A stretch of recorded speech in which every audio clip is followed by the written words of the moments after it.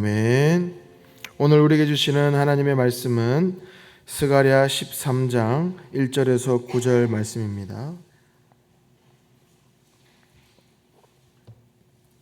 스가랴 13장 1절에서 9절 말씀, 제가 가진 성경 구약 1324쪽에 있습니다. 우리 말씀을 한 목소리로 읽겠습니다. 그날에 죄와 더러움을 씻는 셈이 다윗의 족속과 예루살렘 주민을 위하여 열리리라. 만군의 여호와가 말하노라. 그날에 내가 우상의 이름을 이 땅에서 끊어서 기억도 되지 못하게 할 것이며 거짓 선지자와 더러운 귀신을 이 땅에서 떠나게 할 것이라.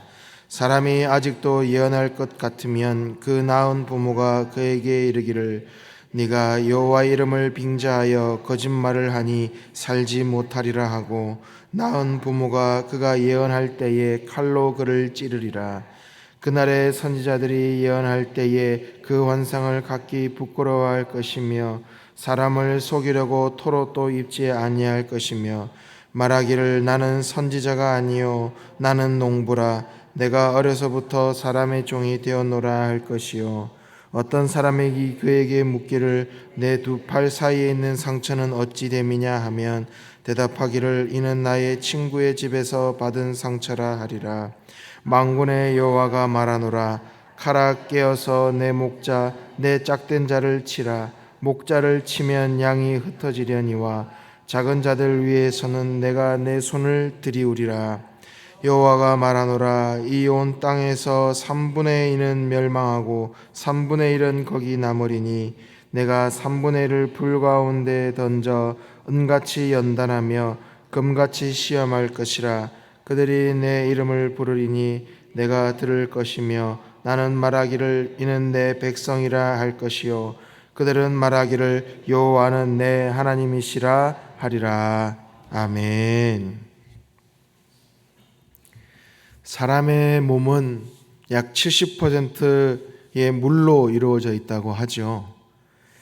그래서 사람은 물이 없으면은 하루만 지나도 몸에 이상이 생기기 시작하고 2, 3일이면은 사망에 이를 수 있는 매우 치명적인 그런 몸의 위기를 겪을 수 있는, 그래서 물이 없이는 살 수 없는 그런 인간입니다.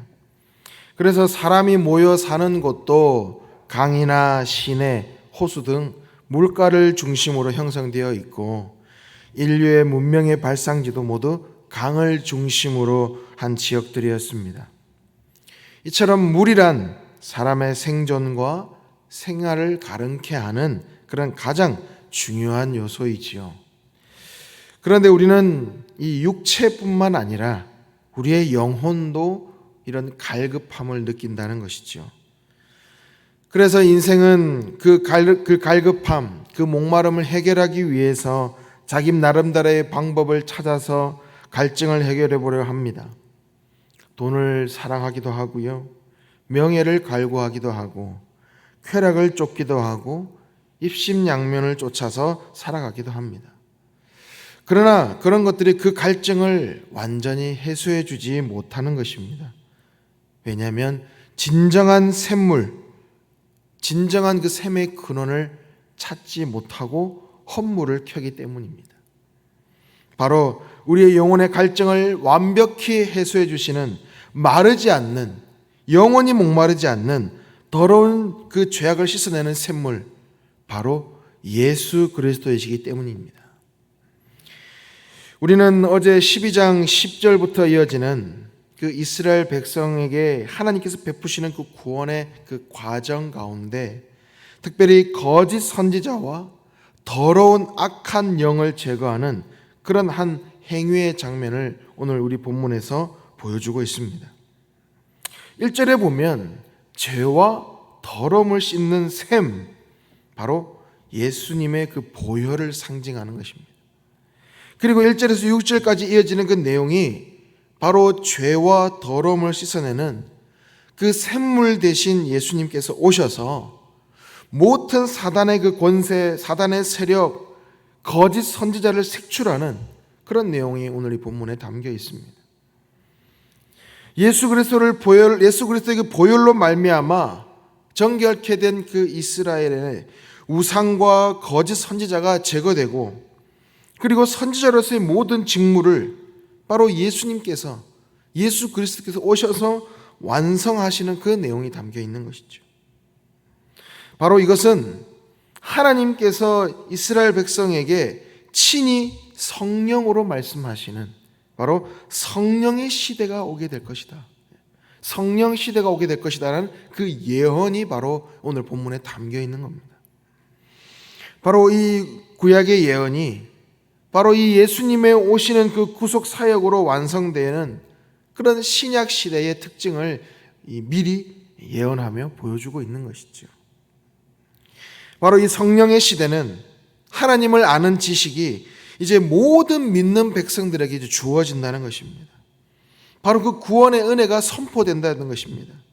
그래서 3절 말씀에 보면 거짓 선지자들이 있지만 그 거짓 선지자들의 부모가 그 자식의 거짓 선지자, 자기 자식 된 그 거짓 선지자의 그 거짓을 감당하지 못할 정도로 부끄러워하게 된다는 거예요.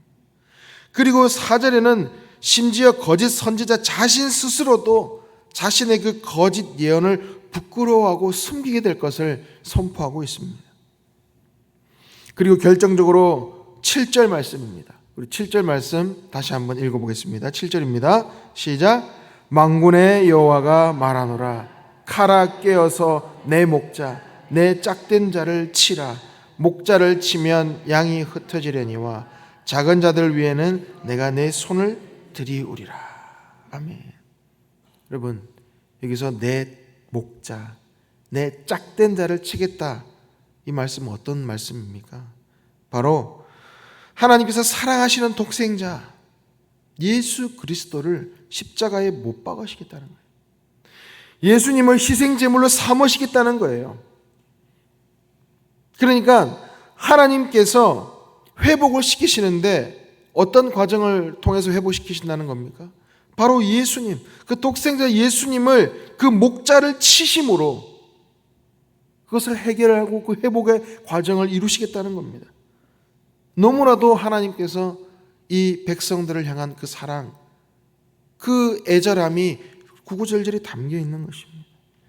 그러니까 하나님 스스로 그 사랑하는 짝과 같은 그 예수 그리스도를 칼로 치겠다라는 이 고백, 이것이 보통 고백이겠냐라는 겁니다. 바로 이 7절의 예언은 우리가 감히 상상할 수 없는 위대한 사랑과 긍휼이 담겨 있는 겁니다. 그러니까 이 거짓과 죄악이 간영한 이 이스라엘 백성들을 하나님께서 회복시키시기 위해서 정말 단호한 각오, 그 결의를 가지시고 예수 그리스도를, 바로 이 목자를 친히 칼로 쳐서 양들을 흩어버리겠다라고 말씀하시는 겁니다. 너무나 지금 죄악으로 관영했기 때문에 쭉정이와 알곡을 구분하시는 겁니다. 탈곡하시는 겁니다. 그리고 9절 말씀에도 보면 금속을 연단하는 그 과정에 빗대어 말씀하시죠. 금속을 연단할 때 어떻게 합니까? 불순물이 많이 포함된 그 여러 그냥 혼합된 그런 금속을 강한 불로 녹이지 않습니까? 강한 불로 녹여서 불순물을 제거하고 깨끗하게, 바로 순도 100%의 그런 순금, 정금을 만드시는 겁니다. 바로 그런 정금과 같이 이 백성들을 하나님의 백성으로 삼아주시고, 또 백성들 또한 그 과정을 통해서 하나님을 자신들의 인생의 그 왕으로 모시는 겁니다. 바로 이 예언이 예수님께서 이 땅에 오심으로 시작이 되었고, 그리고 이스라엘 백성들 개인적으로는 어떻습니까? 이 불로 연단하는 과정, 유대인들이 순환의 시대를 겪지 않았습니까? 로마의 침략, 그리고 독일의 점령당한 시대, 또 1948년에서야 그들이 건국이 되지 않습니까? 그런 과정을 통해서 이루어졌습니다. 그리고 마지막 궁극적으로는 마지막 날 재림주로 오실 그 예수님, 재림주로 오실 그날 이 예언은 완성이 되는 것입니다. 그래서 우리는 바로 그 날이 이르기까지 예수 그리스도만이 내 인생의 갈증을 해결해 주실 분, 내 인생의 목마름을 해결해 주실 그 참 샘물, 참 목자로 우리가 모시면서 살아야 된다는 것입니다.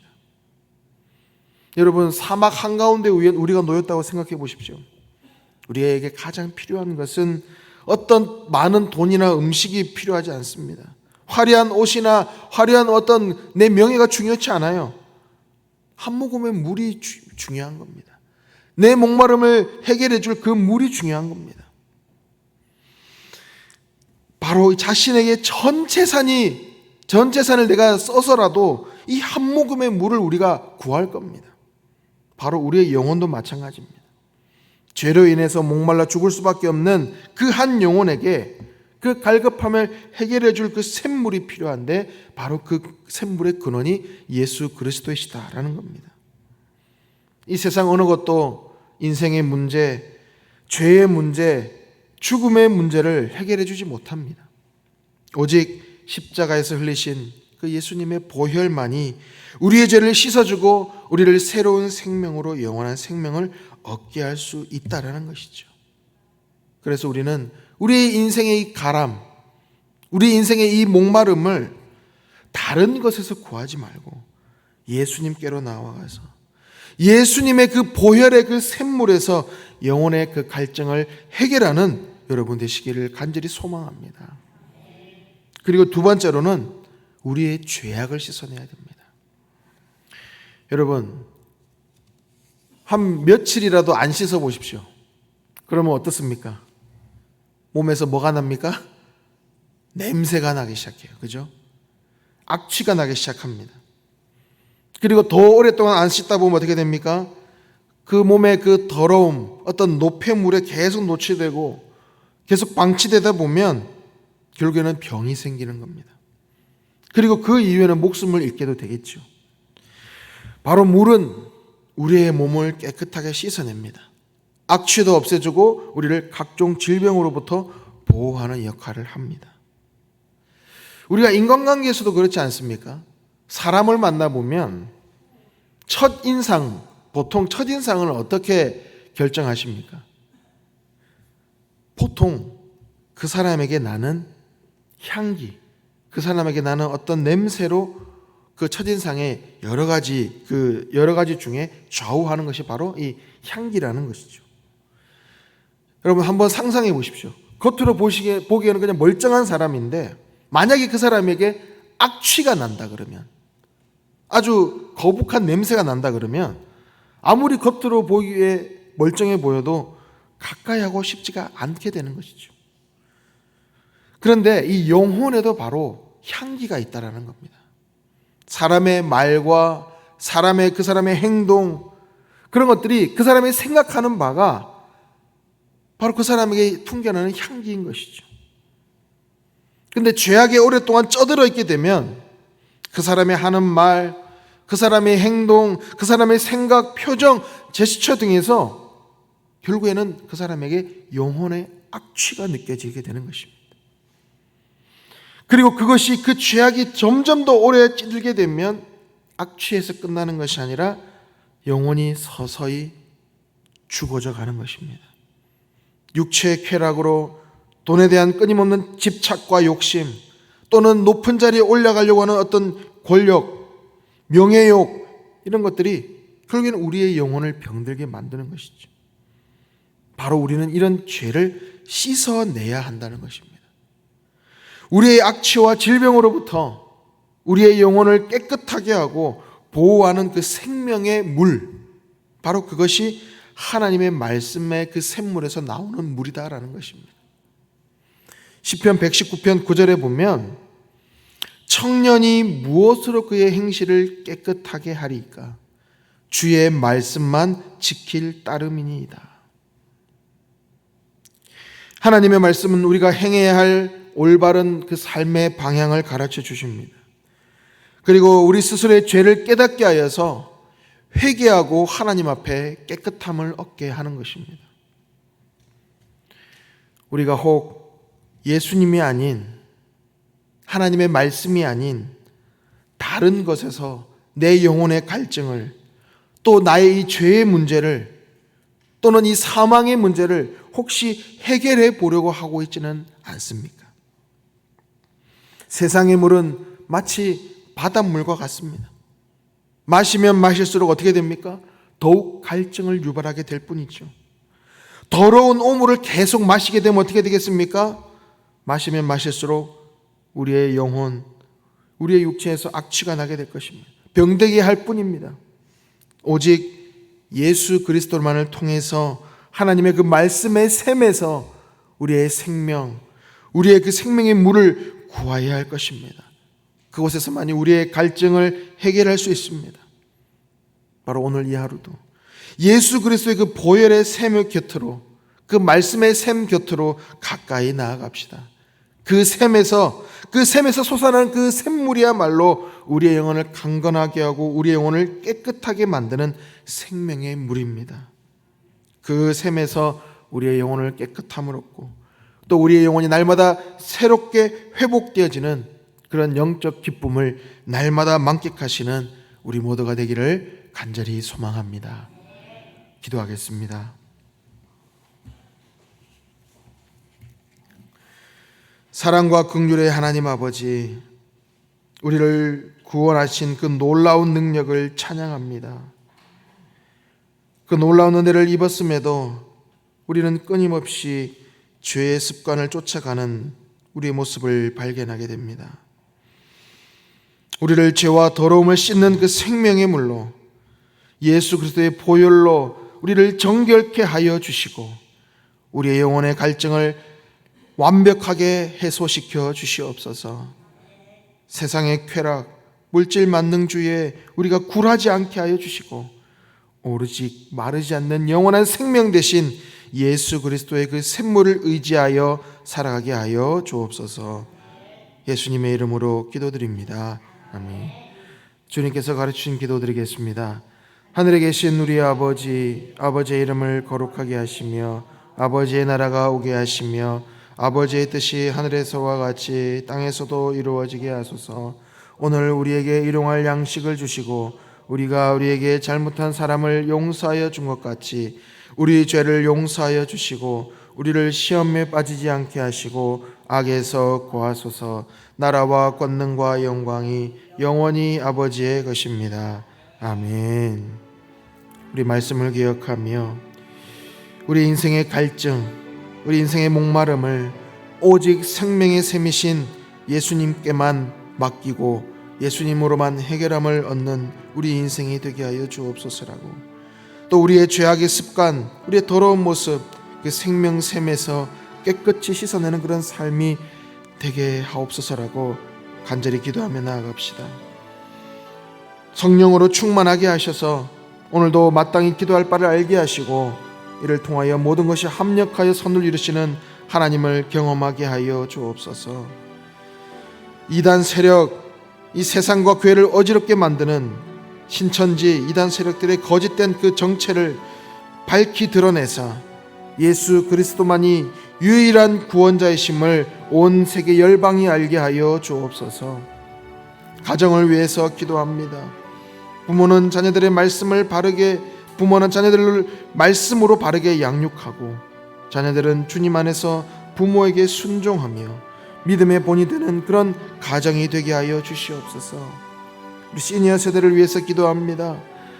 시니어 세대가 하나님의 말씀에 동행하는 그 삶을 살아서 다음 세대에게 선한 영향력을 전하는 그 일에 귀하게 쓰임받는 그런 시니어들 되게 하여 주옵소서. 또 오늘 저녁 지낼 때 수요 기도회 가운데 성령의 강력한 임재를 경험하는 은혜의 자리가 되게 하여 주옵소서라고 우리 교회를 위해서, 우리 성도들을 위해서, 우리가 각 가정을 위해서 우리 같이 기도하며 나가겠습니다.